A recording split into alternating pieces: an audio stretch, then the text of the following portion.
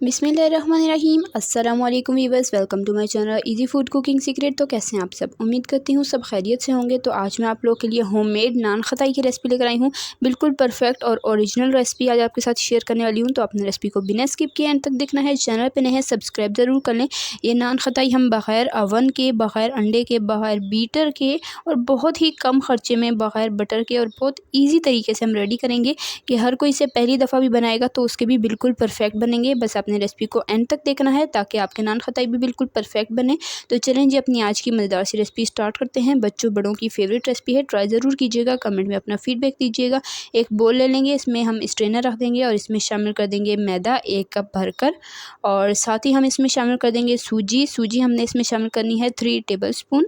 सूजी आप कोई सी भी ले सकते हैं, मोटी या बारीक। तो ये हम इसमें शामिल कर देंगे और साथ हम इसमें शामिल कर देंगे बेसन हमने लेना है 1/3 कप, और बेकिंग पाउडर इसमें लेंगे 1 टीस्पून। तो ये बेकिंग पाउडर है, बेकिंग सोडा नहीं है, और सॉरी बेकिंग पाउडर हमने इसमें 1 टेबलस्पून लेना है। तो ये इसमें शामिल करके अच्छे तरीके से हमने स्ट्रेन कर लेना है, और जो लम्स आएंगे इसे हम निकाल लेंगे। तो स्ट्रेन करना ज़रूरी है, इससे एक तो ये इसमें फ्लफ़ीपन आ जाएगा जिससे बिस्किट बिल्कुल परफेक्ट बनेंगे।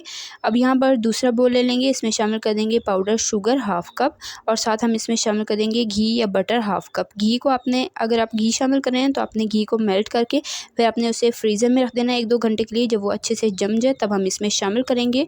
और अगर आप बटर शामिल कर रहे हैं तो बेस्ट है। मैंने इसमें घी शामिल किया है। अब यहाँ पर एक अंडे की जर्दी ले लेंगे, इसे भी हम फेंट के रख लेंगे साइड पर। इसका मैं आपको आगे चल के बताऊंगी कि हमने कब यूज़ करना है। और यहाँ पर इसको मिक्सचर को मैंने 5 से 6 मिनट के लिए अच्छे से विस्क किया है, और आप देख सकते हैं ये बिल्कुल फ्लफ़ी हो चुका है, रेडी हो चुका है। अब जो ड्राई इंग्रेडिएंट हमने छान के रखे थे वो इस स्टेज पर हम इसमें शामिल करेंगे। 5 से 6 मिनट आपने इसे ज़रूर फेंटना है। उसके बाद ही ये सारे ड्राई इंग्रेडिएंट इसमें शामिल करेंगे। तो ये एक दफ़ा हम अच्छे से मिक्स कर लेंगे और उसके बाद इसमें शामिल कर देंगे सारा एक साथ ही। इसी दौरान आपसे रिक्वेस्ट है, अगर आपको रेसिपी ज़रा सी पसंद आ रही है, वीडियो को लाइक करें, शेयर करें अपने फ्रेंड एंड फैमिली मेम्बर्स के साथ। चैनल पे नए हैं तो आपसे रिक्वेस्ट है चैनल को ज़रूर सब्सक्राइब किया करें, इससे हमारी हौसला अफजाई होती है, हमें पता चलता है कि हम कैसा काम कर रहे हैं। तो चैनल को आपने सब्सक्राइब ज़रूर करना है, और कमेंट में अपनी कीमती राय का इज़हार ज़रूर करना है कि आपको रेसिपी कैसी लगी, और रेसिपी ट्राई ज़रूर कीजिएगा। तो यहाँ पर मैंने पाउडर इंग्रेडिएंट इसमें शामिल कर दिए हैं। अब इसे हम हाथ की मदद से अच्छे तरीके से एक दफ़ा मिक्स करेंगे। तो इस स्टेज पर हमने विस्क का इस्तेमाल बिल्कुल नहीं करना, हाथ से इसे एक दफ़ा अच्छे तरीके से मिक्स करेंगे। इसे हमने मिक्स करना है, गूंदना बिल्कुल नहीं है। और जैसे जैसे आप मिक्स करते जाएंगे तो ये बिल्कुल इस तरह से डो की तरह हो जाएगा। तो यहाँ पर आपने एक बॉल्स बना के चेक कर लेनी है, बिल्कुल परफेक्ट ये बन रही है। तो इसका मतलब कि सारे इंग्रेडिएंट बिल्कुल परफेक्ट थे।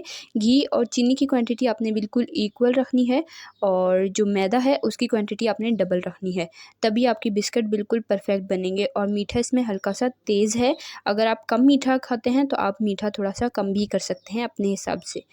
तो इसे मैंने अच्छे तरीके से मिक्स कर लिया है। अब इसे हमने 10 से 15 मिनट के लिए रेस्ट देना है। बहुत ज़्यादा रेस्ट नहीं देंगे क्योंकि इसमें बेकिंग पाउडर है, सिर्फ 10 से 15 मिनट इसे रेस्ट दे देंगे।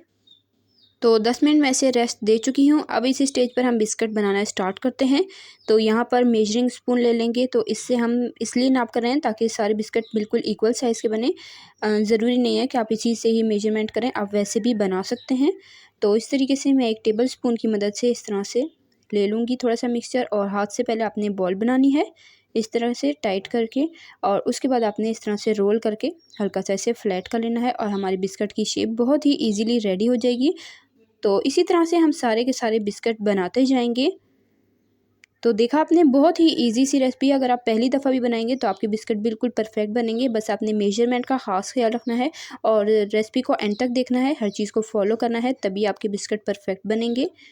और चैनल को भी सब्सक्राइब करना है, कमेंट में भी अपनी राय का इज़हार ज़रूर देना है, और अगर आप रेसिपी ट्राई करें तो कमेंट में बताइएगा कि आपकी रेसिपी कैसी बनी। तो यहाँ पर सेम तरीके से मैं सारे के सारे बिस्किट बना लूँगी। तो इतने मिक्सचर से तकरीबन आपके 18 से 20 बिस्किट ईज़िली बन जाएंगे। तो यहाँ पर मैंने सारे बिस्किट बना लिए हैं जो हमने अब अंडा फेंट कर रखा था। अब इस स्टेज पर वो अंडा हम इसके ऊपर लगाएंगे। इससे एक तो कलर बहुत ही खूबसूरत आएगा, बिल्कुल बाज़ारी लुक आएगी, और इसका टेस्ट भी बहुत अच्छा आता है इसमें। तो इस तरीके से आप किसी भी तरह से लगा सकते हैं। मैं पूरा इस तरह से फैलाकर इसके ऊपर अंडे की जर्दी है ये, तो ये हम लगा देंगे। तो ब्रश की मदद से भी लगा सकते हैं, फिंगर की मदद से भी लगा सकते हैं, कोई मसला नहीं है। तो ये लगाकर अब हम इसे बेक करेंगे।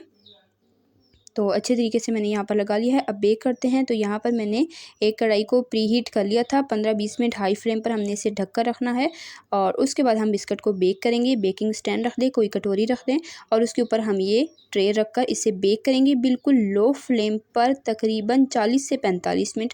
और 40 से 45 मिनट में ये देखिए माशाल्लाह अल्हम्दुलिल्लाह से बिल्कुल परफेक्ट बिस्किट बेक हो चुके हैं। तो चलें जी, अब इसे निकाल लेते हैं और ठंडा कर लेते हैं। कलर आप देख सकते हैं माशाल्लाह बिल्कुल खूबसूरत आया है। आप चाहें तो पतीली में कर सकते हैं, आप चाहें तो किसी कढ़ाई में कर सकते हैं। तो बहुत ही जल्दी से ये बेक हो जाते हैं। बस आपने आँच का ख़ास ख्याल रखना है कि आँच लो होनी चाहिए। शुरू में आपने अच्छे से पतीले को प्री हीट करना है और फिर लो आँच पर आपने इसे बेक करना है, तो बिस्किट जलेंगे भी नहीं और अंदर तक अच्छे से कुक हो जाएंगे। तो ये बिस्किट रेडी हो चुके हैं। इसे अच्छे से ठंडा करते हैं और फिर डिश आउट करके आपको दिखाते हैं इसकी फ़ाइनल लुक। तो इसे यहाँ पर ठंडा होने के लिए छोड़ देते हैं। और सेम तरीके से मैंने बाकी के भी ये देखें सारे बिस्किट रेडी कर लिए हैं। देखिए माशाल्लाह बिल्कुल परफेक्ट रेडी हुए हैं। बहुत ही खूबसूरत सा इन पर कलर आ चुका है और आप देख सकते हैं बिल्कुल अच्छे तरीके से ये बिल्कुल तैयार हुए हैं। बाज़ारी लुक आ चुकी है इनकी।